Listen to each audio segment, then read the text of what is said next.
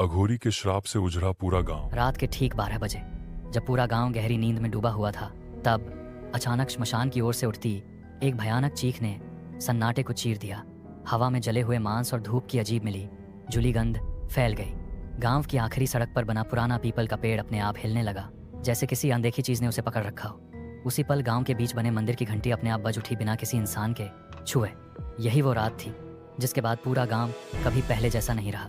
यह गांव, जिसका नाम था चंदनपुर, पहाड़ों और घने जंगलों के बीच बसा एक छोटा सा इलाका था। यहाँ कुल मिलाकर बस 35-40 घर थे।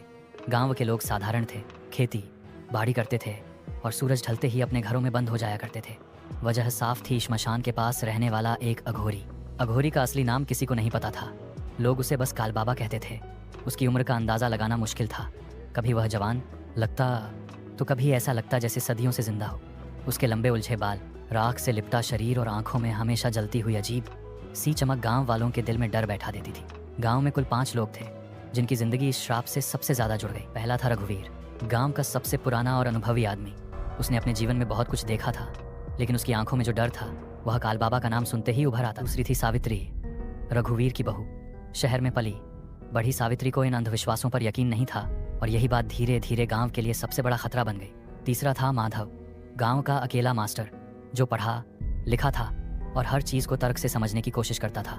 चौथा था हरीश, मंदिर का पुजारी जो मानता था कि इस गांव की रक्षा सिर्फ देवताओं और नियमों से हो सकती है।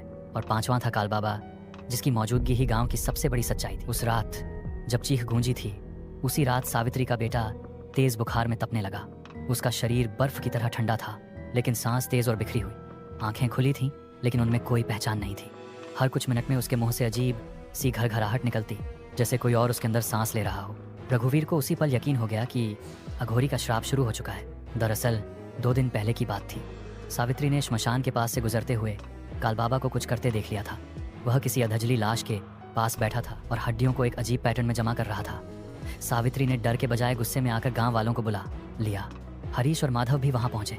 पहली बार गांव वालों ने अघोरी को टोका, अपमान किया और उसे वहां से चले जाने को। काल बाबा ने उस वक्त कुछ नहीं कहा था, बस अपनी राख से सनी आंखें उठाकर एक एक को देखा था।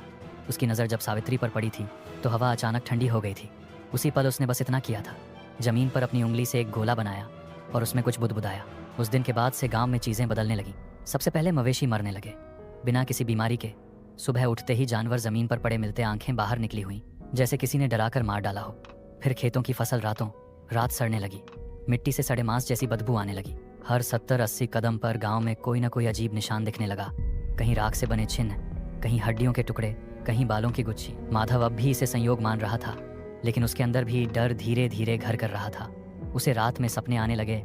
सपने नहीं, बल्कि वही दृश्य, बार बार श्मशान, आग और काल बाबा की आंखें। एक रात माधव नींद से उठा क्योंकि उसे लगा किसी ने उसका नाम लिया। बाहर निकला तो देखा कि गांव की सारी गलियां राख से भरी हुई थीं, जैसे किसी ने जानबूझकर रास्ते चिन्हित कर दिए हों। उसी रात मंदिर का घंटा फिर से बजा, इस बार लगातार। हरीश ने उसी सुबह ऐलान कर दिया कि गांव ने पाप किया है, अघोरी का अपमान किया गया है और अब उसका श्राप पूरे गांव को खा जाएगा। उसने बताया कि काल बाबा साधारण इंसान नहीं है, बल्कि श्मशान साधना में डूबा हुआ ऐसा व्यक्ति है जिसके श्राप पीढ़ियों तक पीछा कर। उसी दिन रघुवीर की पत्नी की अचानक मौत हो गई। कोई बीमारी नहीं, कोई चोट नहीं, बस रात में सोई और सुबह ठंडी लाश मिली। उसकी आंखें खुली थीं और मुंह आधा खुला, जैसे मरते वक्त कुछ देख लिया हो। सावित्री अब टूटने लगी थी। उसका बेटा बिस्तर से उठ नहीं पा रहा था। हर रात वह दीवारों की ओर देखकर हंसने लगता, फिर अचानक रोने लगता। उसके नाखून काले पड़ चुके थे। अंत में फैसला हुआ, काल बाबा के पास जाना ही होगा। रात के समय रघुवीर, माधव और हरीश श्मशान पहुंचे। सावित्री घर पर ही रह गई। श्मशान में आग खुद ब खुद जल रही थी। बीच में काल बाबा ध्यान में बैठा था। उसके चारों ओर इंसानी खोपड़ियां रखी थीं। तीनों के पहुंचते ही हवा भारी हो गई, सांस लेना मुश्किल होने लगा। काल बाबा ने आंखें खोली। उसने कुछ नहीं कहा, लेकिन उसके आसपास राख हवा में घूमने लगी। उसी पल रघुवीर के दिमाग में एक सच्चाई जैसे ठोक दी गई। गांव की जमीन पर कभी अघोरियों का अखाड़ा था। गांव बसने से पहले यहाँ साधना हुई थी। उस साधना को तोड़कर गांव बसाया गया था। काल बाबा उस टूटे संतुलन का रखवाला था।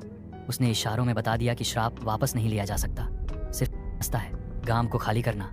अगर गांव में एक भी इंसान रहा तो श्राप हर पीढ़ी को खाएगा। अगली सुबह गांव में अफरा तफरी मच गई। लोग अपना सामान छोड़कर भागने लगे। कोई खेत नहीं देख रहा था, कोई घर नहीं। सावित्री आखिरी बार अपने घर में गई। उसका बेटा अब शांत था। उसकी सांस रुक चुकी थी।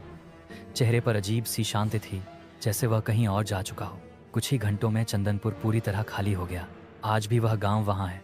घर खड़े हैं लेकिन दरवाजे खुले हुए, खेत उगे हुए हैं लेकिन कोई काटने वाला नहीं। रात में वहां से घंटियों की आवाज़ आती है।